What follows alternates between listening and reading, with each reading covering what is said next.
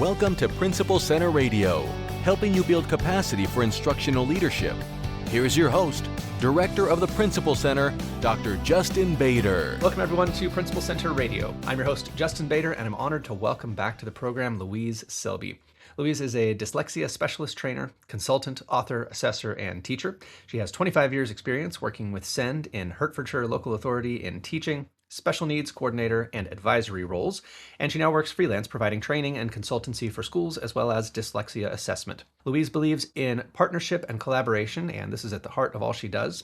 She's the author of Morph Mastery, Morphological Intervention for Reading, Spelling, and Vocabulary, which we're here to talk about today, as well as the books All About Dyslexia, a practical guide for primary teachers and one for secondary teachers, which we've talked about recently on Principal Center Radio.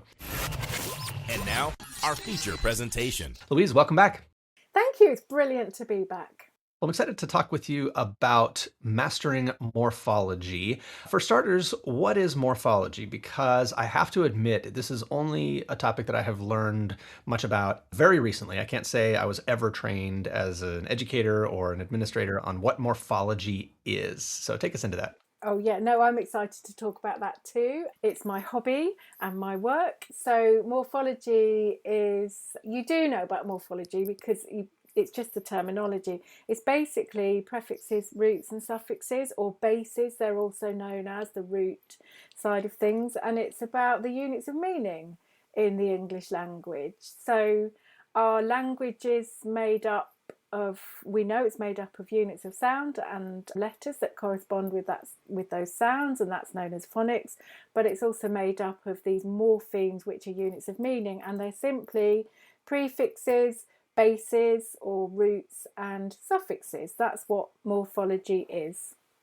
So you use it all the time. Yeah, that terminology is familiar. I think I remember hearing quite a bit growing up as well as in school about root words, prefixes, suffixes, Latin roots, Greek roots. What has recent research or recent developments in the, kind of the specialty field of morphology revealed? What have we learned in recent decades? Yeah, so we know that our English language is a morphophonemic language, and we know that what we call morphological awareness, which is basically the awareness and understanding of these morphemes in words, we know that that influences literacy. We know that it influences reading, comprehension, spelling, and vocabulary, probably for obvious reasons, because it is literally units of meaning, so it's going to influence vocabulary. But I think what is perhaps more surprising is how much influence it has on reading comprehension. Teaching morphology can impact comprehension, and then we know that comprehension and reading comprehension, understanding, working with text, that influences morphological awareness, which influences spelling. It's all related, isn't it? It's not just about teaching phonics and teaching the alphabetic code. What I think we're beginning to learn, and this is what really excites me in my field, and I am conducting some research on this, in fact, is how much morphology and morphological awareness influences struggling readers and struggling spellers. So I'm not bothered about the term dyslexia, but those children, students, learners who struggle more. And there is some research that seems to say that it does have more impact. I'm interested in finding out more about that. I'm also interested in what is known as the longitudinal effect of morphological training. So looking at whether we're teaching skills for life or skills for learning and not just skills for spelling and reading. And there is a small amount of research that shows that if you train a child specifically, explicitly in morphological awareness, spelling, that continues to grow. They continue to develop even when you stop that intervention, which I think, my field is dyslexia, and literacy difficulties is so important because we need to teach these learners understanding about words, talking about language, and those skills that will help them to continue to learn. Issues that come up in what you just shared that strike me as parallels to issues with phonics. that many of our struggling readers need more explicit phonics instruction than they've historically received. And many of our struggling readers need more explicit morphology instruction than they've traditionally received. And many of us as educators may not be aware of that, especially if we didn't receive any of that type of training as students and yet became fluent readers. It's easy for us to miss things that we didn't need and not realize that our students may benefit greatly from them simply because we didn't get them explicitly. Like, I don't think I had any explicit morphology instruction as a kid. I understand the idea of, root words and prefixes and suffixes and have, intuited a lot of those patterns. But you're saying there's opportunity in teaching them explicitly, especially for struggling readers? Yeah, I mean, absolutely. And I think we might have discussed this a little bit last time, actually, Justin, that there's a bit of a difference between the States and the UK, but certainly I'm really pleased and welcome that there's been a drive towards more explicit teaching of phonics and synthetic phonics and the alphabetic code systematically, because that's what children need at the early stage of reading. But as I've said, our language is a morphophonemic language. So, the most basic words, like, let's take the word wanted. A child who has learned to decode phonetically will say w, o, n, t, I, d, and spell it like that. And they might get want because they might have been taught want as W-A-N-T, but that ED, that's a morpheme. And the spelling there, the morphological spelling has been chosen, not the phonetic spelling. And we have to teach this. I love a story. It's President Roosevelt. I don't know if you've heard of this, but he tried to work with the Simplified English Spelling Board to abandon words which weren't spelt phonetically. So I think this was in about the early 1900s, I think. And so words like hunted, wanted, words which weren't spelled in a phonetic way, he said, let's just get rid of it and let's spell them as they sound. But we need that ED in wanted, don't we? And it happens in quite a lot of homophones as well, words which sound the same but are spelt differently for very good reasons, because there's morphemes in them, because their suffix, their prefix, whatever it is they're spelt for a reason. So we need to teach this explicitly. We need to not assume. What I find in my field is that children often learn to spell phonetically and continue to spell phonetically. And then as they progress through language, it gets more morphologically complex, but they're still spelling everything phonetically and not applying those morphemes. And that needs to be taught for most children.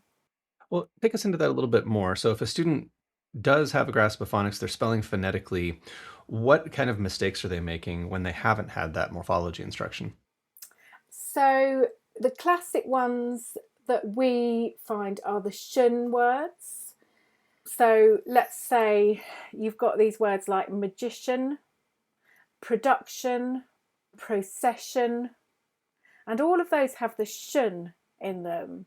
Now, a phonics program might teach the sh as a sound, like the ti as a sound, and it might teach the shun as a syllable. Well, yeah, it is a syllable, but it's not a suffix. The suffix is ion or ian. So in magician, if you just teach the child magic with the C on the end and the ian, it's much easier to remember that sh. And the same with production. If you teach product and that T, it's much easier to remember that sh. We don't need to teach that as a unit of sound, that TI. It's not a unit of sound. It's the duct. Duct means lead. And then there's all those words like sign and signal, which if you know, I mean, sign seems like a random word, doesn't it? But randomly spelt word, but it's not. It's related to signal, and a lot of those words there is a reason for the way that they're spelled. And I do find, especially if you teach the meaning of some of these words, so in product, duct means to lead, it really helps to then think about other words, abduct, conduct, and then we're getting into cross-curricular vocabulary, aren't we? Conductor, induction, those sorts of words. That's the kind of spelling that really starts to make sense for these children with the errors that they make. Yeah, that is fascinating. And almost every example that I've read, I found at least something that I had never explicitly thought about. Like I've never thought about the fact that duct means to lead. I can read all the words, I know all the words that have duct in them, but that was never explicitly brought up. And you're saying that can be very helpful to students. It's like one of the ones that often people don't know is that the silent W, WR, in right, wraith, ring, that actually means to twist, WR. The background of that is to twist. Like wrist, it's Christmas, I've made a wreath, that kind of thing. And that can help, that explains it, doesn't it? You don't have to just teach them it's a silent letter. You need that phonics, because if you didn't have phonics, you couldn't say it's a silent letter. You couldn't say that because you wouldn't be identifying those sounds in it. Silent is to do with sound. But the morphology helps you to understand and to connect all of those words. There's an explanation for every spelling, even if it's a slightly odd lapse in history. But again, words like onion. So onion is one with the suffix ion, because it's got one root. And that, for me, that's so much easier to learn how to spell than it's just spelt strangely. Think of it as the O saying, oh, that doesn't have meaning to me, but one, drop off the E and add the ION. Oh yeah, it's related to one. And then the same with words like two, as in TWO, linked to twins. That two side of it, it's not just a random, we teach two, and two is just words you have to remember. Well, if you link the number two to twins, then you've got some meaning. And that's what we're doing with morphology. It's helping children to understand. I was in a conversation quite recently, we talk about sight words, learning sight words. And traditionally, schools might think about phonetic words and then sight words. But I would argue that just having to remember a word by sight, even if it's not phonetically decodable, is not particularly helpful. We don't learn just by looking, or very few of us do. We do learn a lot by looking, but also talking about the letters within that and the sounds within that, like in the word two, like in the word wrist, wraith, those ones with the silent letter. It's really important to do that, talking about those sounds to help understand them, so they don't become sight words, they become words that we've talked about in a meta-linguistic way. We've understood a bit more, and then we start to make links and we start to remember how to read and spell these words as well. I need a minute to recover here, because you're blowing my mind pointing out that wreath and wrist and wrought iron and wrestle, all those silent W's are connected by a root word that like nobody has ever told me about. Like I've never made that connection, that the W is silent because of that commonality there. So Morph Mastery is a spelling intervention, right? But you can't teach spelling, I don't think, without talking about meaning. And it's mind-blowing. And when we start to investigate words, I always learn something new when I'm teaching Morph Mastery. I was doing some training and talking about how to look up the meanings and origins of words, and I just picked the word derivative. Turns out it's linked to the word river. Did you know that? I didn't know that. But that really helps explain it, doesn't it? It's kind of coming away from. It's like derivative. It's like flowing away from something. And the same with the other word that I looked up with some children was tributary. And I hadn't, maybe everyone else knows this, but I hadn't thought that's related to tribe. So of the tribe, it's a tributary. It belongs to that river. And again, the children and I had a discussion. That was one of their geography words, but it really helped them to remember it. I think there was one really good example actually where we talked about duct. We just found the root duct in some text, and I said, look, go over to your lessons. These were children in early secondary school, so across the curriculum. And I said, go into your lessons and look for a word that has duct in it. And one of them came back and she had oviduct, which of course she'd been doing human reproduction, so we ended up talking about human reproduction, but she'd noticed that, duct meaning to lead, she'd noticed it in her science lesson. And this is a child who'd been picked out as a child who struggled, with literacy. How cool is that? So yeah, it's really fascinating and mind-blowing. And the great thing is you can do it systematically. You don't have to just investigate words and have fun, although that is brilliant. You can do this systematically because we have a spelling curriculum, and we can teach the spelling curriculum. We can find the gaps, but we can do it in an investigative way. I think some people will hear about morphology and think of it as a skill. Like if we just teach morphology, then students will have the skill of morphological awareness and they'll be able, to read anything. But it sounds like there's actually a lot of specific content that students need to learn. Take us into that question, because I'm not sure I'm saying that right. Yeah, no, I think that makes sense. And actually, when I was researching Morph Mastery, I looked at both of those things, the skills and the knowledge. And I found the opposite, actually, that a lot of people were providing resources to teach prefixes and suffixes. And that was that, but they weren't teaching the skill, that underlying morphological awareness of manipulating morphemes, investigating morphemes, finding out about morphemes, that kind of underlying skill, which is known as morphological awareness.